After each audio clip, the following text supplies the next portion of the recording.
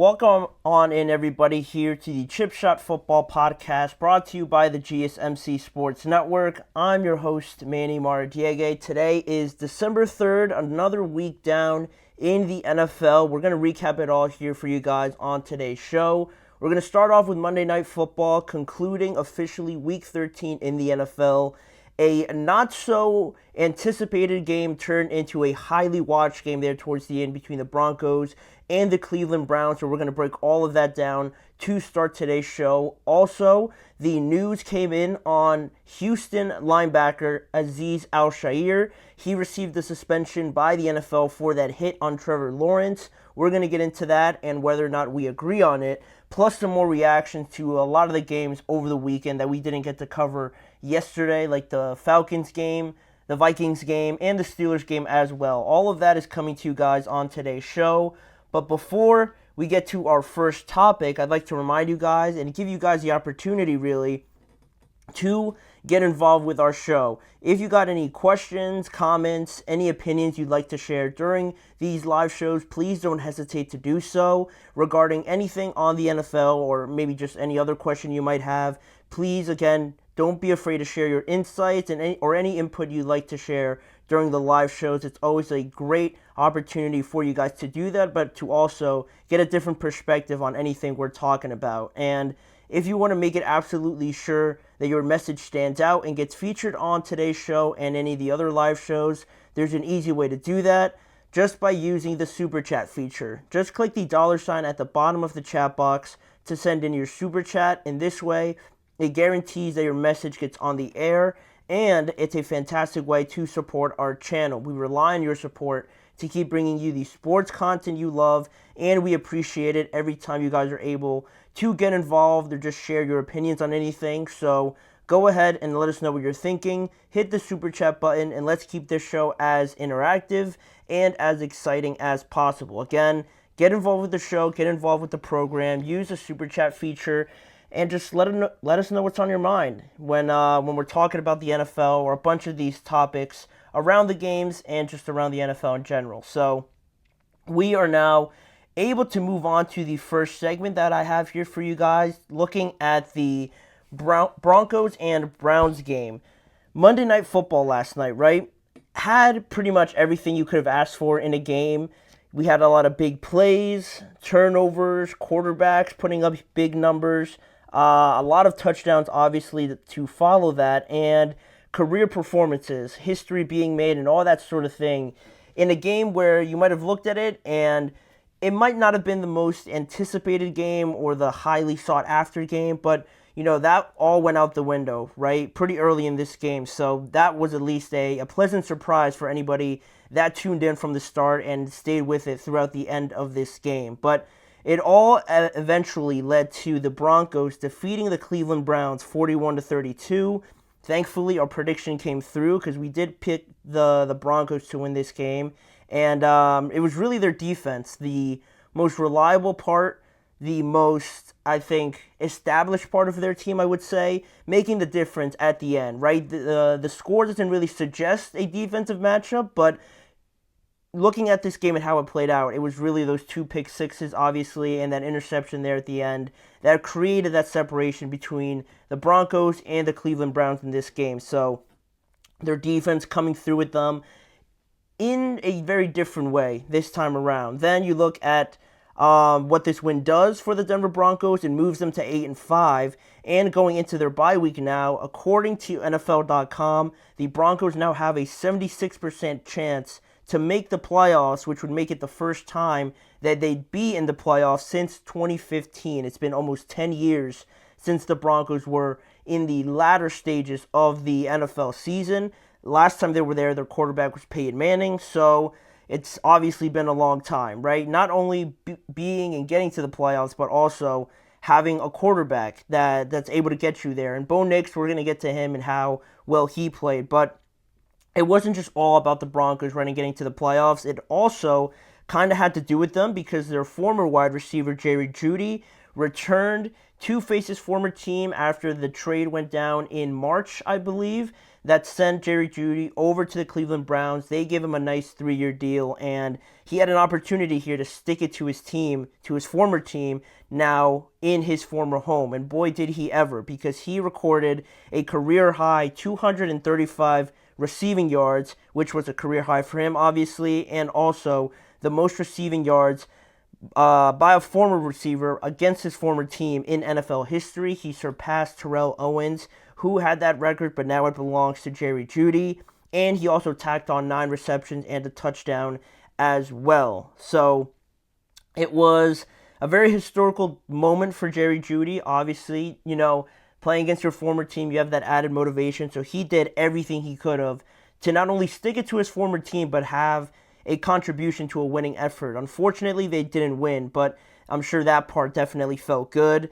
But he wasn't the only one on the Browns to make some sort of history. Along with him, Jameis Winston threw for 497 yards just alone in that game yesterday. Nearly 500 yards just coming in a single night game for Jameis Winston is insane. With that, he sets the franchise record for the Cleveland Browns at 497 yards, passing yards, in a single game. I believe it was last held by Josh McCown, but, Jameis Winston blew that out of the water yesterday with also 4 touchdowns, but also 3 interceptions, 2 of which were returned for pick sixes. And along with those performances, right, we mentioned Jameis Winston, Jerry Jeudy.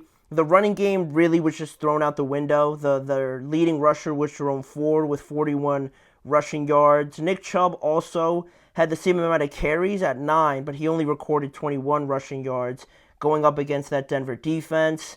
And outside of Jerry Jeudy, who had 9 receptions, 235 yards and whatnot, Elijah Moore also contributed with 111 yards and 8 receptions, and David Njoku also had 9 receptions, 452, but he added 2 touchdowns as well. But on the other side, I mentioned Bo Nix, and he had a touchdown. He did record 2 interceptions, which made the game pretty close there in the second half, but he almost also had 300 passing yards. He was 6 yards short of that. And in the passing game, it was Marvin Mims scoring a really impressive touchdown. More so the throw was impressive, but, just the 93, 92-yard touchdown in it of itself was very impressive by Marvin Mims. Cortland Sutton did his thing. He had 6 receptions for 102 yards. And Jaleel McLaughlin, he had 14 carries for 84 yards. So they definitely got more of a balanced effort from their offense, more so than the Cleveland Browns did. But overall, you look at how this game played out. It was 10-14 in the first half with about 4 minutes left when we saw one of the first big plays happen. The first big play in this game, I was watching this game while I was doing some other work, and just out of nowhere, it was going kind of like how you'd expect it to. Low scoring, not either team not really doing too much to kind of separate themselves, but then just out of nowhere, Nick Bonito comes in out of nowhere. Jameis Winston has no idea he's even there or that he's looking at the guy that Jameis wants to throw to. Nick Bonito just comes up behind him, takes the ball away, and returns it 71 yards for the first pick six that extends Denver's lead to 10-21 going into halftime. But Cleveland were able to get it back right before halftime, so it was still a 4-point deficit, but it was 17-21 in favor of the Broncos going into halftime. Then, as the second half started, we had, like I mentioned, Marvin Mims, 93-yard touchdown. Then right after that, the fireworks really started to set off because we had that 93-yard touchdown. Then one play later, we had Jerry Jeudy score that 70-yard touchdown. And now we're in the 20s. Now we're in the high 20s, right? It's 25-28 after the Browns convert on a 2-point conversion. So now they're only down 3 points instead of 4. Then later in the back end of the fourth quarter, after Nick Chubb scores a touchdown, the Cleveland Browns are able to go up 32-31 after also the Broncos tack on a field goal. But still, the Browns are up at this point. It's their first lead in the game, and you're thinking maybe they could pull it off here. But Denver managed to get another field goal to get up 32-34, And Cleveland, even still at 32-34, with all the momentum and all the unexpectedness of this game, they had more than enough time to go down and get a field goal. But unfortunately, Jameis Winston threw his second pick six to McMillan, and he returned it, obviously, and now the score is 32-41. And they did add a field goal, if I am correct. No, they didn't. That was all their points they got, but still, it was a 9-point game at that point. And after that pick six, after the demoralization of that, and the fact that you're down 2 scores now, it's almost impossible. But Winston almost had that opportunity to kind of get back into the game. There was a chance there at the end, but ultimately he almost had a third pick six when he tried to throw it into the end zone, but Cody Barton did intercept it, but Jerry Jeudy caught up to him in the end. So a lot of crazy plays in this game. One, I guess just for the Denver Broncos, from an overall perspective of what we can take away from this game, I thought Bo Nix, despite the 2 interceptions, I thought he did a great job of just keeping up with Jameis Winston and just how outrageous of a pace this game was being played at, with how fast everything was happening, the 93-yard touchdown, then a 70-yard touchdown, pick sixes, and still it's only like a 3 or 4 point game. I thought Bo Nix and really the entire offense did a good job of kind of staying composed and keeping everything stable, not just favoring the passing game in this game when it was very easy to. So, the Broncos are a better team than the Browns, at least this year, so you kind of expect that out of them, despite even a rookie quarterback. So I thought they did a very good job of executing that and just kind of remaining on course. And then for the Browns, they are just trying to play spoiler. Jameis Winston's a gunslinger. He really just throws caution to the wind. He's the perfect example of that. But the more I watch him play, the more it kind of just makes me think that he's not like the old Jameis Winston that, leads the league in passing touchdowns or leads the league in passing yards, but has like 30 interceptions. I don't think he's that guy anymore. I know the pick sixes say a different thing, but the more I watch him, I feel like he could be a starting quarterback somewhere. And if that's going to be for the Browns, that would be crazy because Deshaun Watson, what's going to go on with him is a whole different discussion. But I feel like he has kind of earned the opportunity to be a starter somewhere else. And there's plenty of teams that are going to need quarterbacks, maybe even a bridge guy or a guy still on a 1-year deal. But everyone's not going to be able to get Cam Ward or Shedeur Sanders, right? So I think Jameis Winston's kind of played himself into that conversation, into a 1-2-year contract. And I would like to see him, get another opportunity to really be considered the starter in one of the many organizations that are going to be looking for quarterbacks. So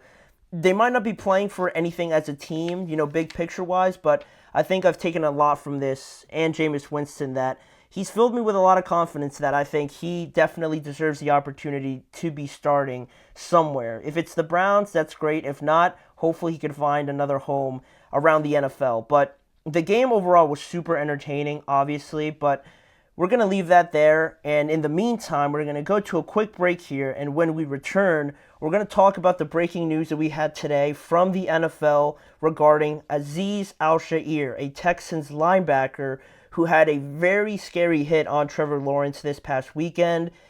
Pandemonium broke out, obviously, in that game, and there was a suspension that was supposed to come down, and finally, we got the news on that, so we're going to discuss it, give our thoughts on it, and just break down everything that has come after that hit. So we'll be right back. You're listening to the GSMC Chip Shot Football Podcast.